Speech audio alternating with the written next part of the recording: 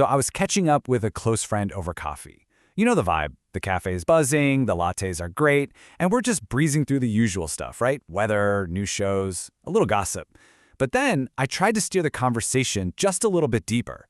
And man, suddenly this super heavy, awkward silence literally drops right over the table.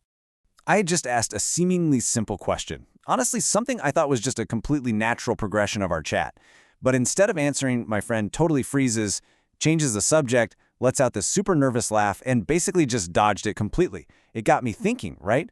Have you ever noticed people get strangely uncomfortable when a very specific topic comes up? They just threw out one of those classic cliches, something like, oh, just living the dream. We've all heard and probably used these polite, totally fake answers. But as we'll see in the source material for this explainer, this highlights a really fascinating psychological phenomenon. The questions people actively avoid usually reveal way more about their inner world than the ones they answer easily. It's not just awkward small talk. It's an actual defense mechanism. So let's look at Section 1, the blank life map, and the very first question that triggers this. Here's the first major conversational pothole. What do you actually want in life? If you drop this one on a friend over coffee or maybe at a casual dinner party, just watch people squirm. It sounds like harmless curiosity, right? But answering it honestly forces an immediate and honestly incredibly uncomfortable self-confrontation. The psychology behind that squirming actually has a name. It's called identity uncertainty. Think of it like trying to navigate a massive cross-country road trip, but someone hands you a completely blank map. People avoid the question because, deep down, they genuinely don't know the route. They really don't know what they want, and having to admit that out loud, that's terrifying. Or, on the flip side, maybe they actually do know exactly what they want, but those true desires completely clash with the life they're currently living. So offering a vague, emotionally safe, surface-level response is just a whole lot easier than confessing that your current job or your current lifestyle isn't what you truly want at all. Moving right along to Section 2, removing the social mask, and our second question. This second question is often totally disguised as a standard greeting. Are you truly happy right now? If you ask this while standing in line at the grocery store, I guarantee most people will just automatically blurt out a cheerful yes without even a second thought. But psychology shows this isn't always the actual truth. The reason for that knee-jerk yes is what we call the social mask. I want you to think of this mask like wearing a heavy winter parka right in the middle of summer. It's absolutely suffocating, but it protects you from the perceived danger of emotional exposure. We wear it to prevent deep vulnerability, sometimes even around the friends we've known forever. Admitting you're unhappy instantly unzips that heavy coat. It exposes you. So to avoid revealing any deeper dissatisfaction, people just give that quick, automatic yes and immediately pivot to something else. It's basically a very polite way of saying, please don't look too closely at my life right now. All right, let's shift to Section 3, protecting your self-image, and the third question. Why did your last relationship end? Okay, this question directly threatens our self-image. Because let's be real, the honest, unfiltered answer might involve admitting to guilt, dealing with the sting of rejection, facing a sense of emotional failure, or confronting some seriously unresolved pain. What we're dealing with here is self-image protection.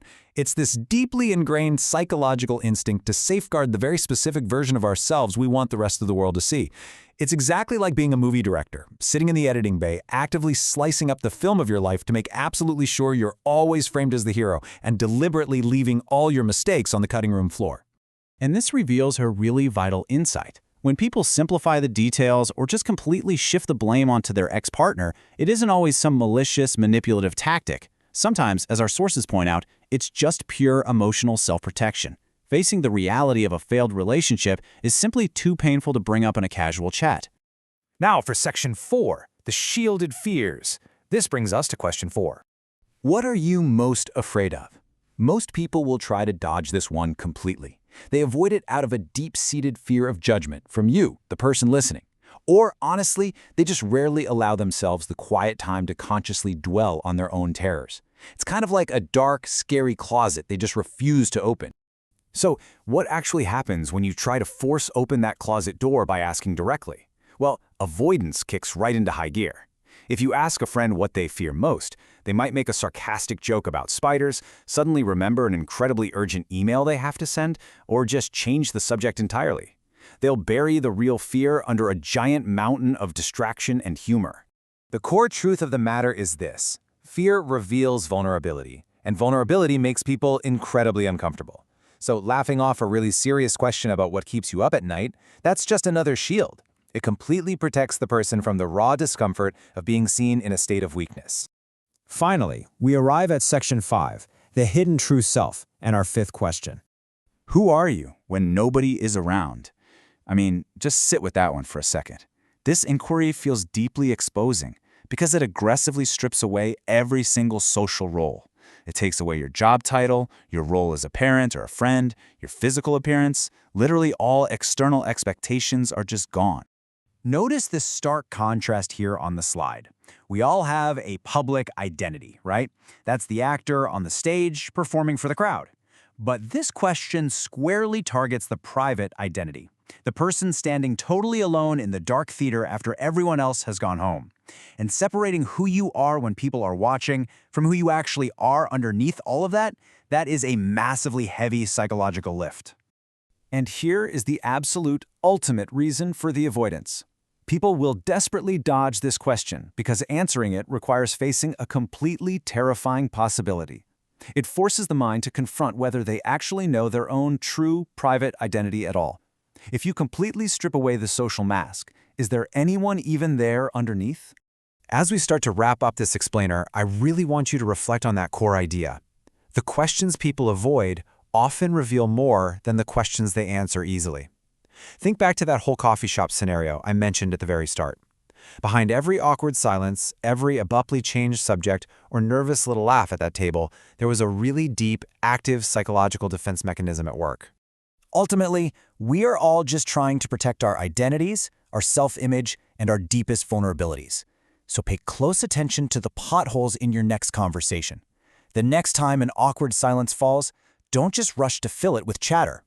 Ask yourself, what is the unspoken answer they are trying so desperately to hide? And honestly, more importantly, what questions are you avoiding?